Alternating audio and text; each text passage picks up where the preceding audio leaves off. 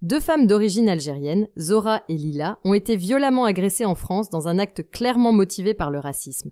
Pourtant françaises, elles ont été insultées, frappées et humiliées simplement à cause de leurs origines.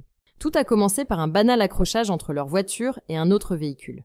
Une situation qui aurait dû être réglée calmement. Mais le conducteur de l'autre voiture a immédiatement montré une attitude agressive, les accusant de tentative de fuite. Très vite, la tension est montée.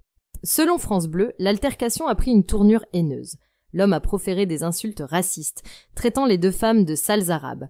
Puis, il a été rejoint par d'autres personnes de son véhicule, un homme adulte et un adolescent. Ensemble, ils ont intensifié l'agression. Zora a été plaquée au sol, étranglée et rouée de coups par l'adolescent.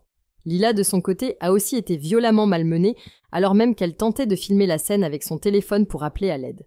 L'agression n'a pris fin que lorsque des témoins ont alerté la police. À leur arrivée, les forces de l'ordre ont constaté l'état physique des deux victimes, marqué par des griffures, des contusions et surtout un choc psychologique profond. Aujourd'hui, plusieurs jours après les faits, Zora et Lila sont toujours sous le choc. Ce ne sont pas seulement les coups qui les hantent, mais aussi les mots racistes qu'elles ont entendus. Face à cette agression, les deux femmes ont décidé de ne pas se taire. Elles ont porté plainte.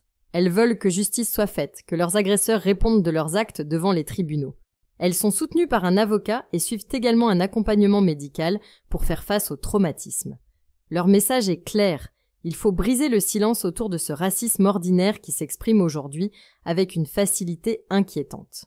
Selon elle, la société française traverse une période tendue, où la haine prend parfois le dessus sur la raison. Elle demande aux autorités de prendre des mesures plus fermes pour sanctionner ce type d'actes et endiguer ce climat de violence. Pour Zora et Lila, parler est devenu une nécessité. Leur témoignage est un appel à refuser l'indifférence. À dire que non, le racisme n'est pas une opinion, c'est une violence. Et cette violence doit être combattue avec la plus grande détermination. Si la vidéo d'aujourd'hui vous a plu, n'oubliez pas de vous abonner pour ne pas manquer nos prochaines vidéos.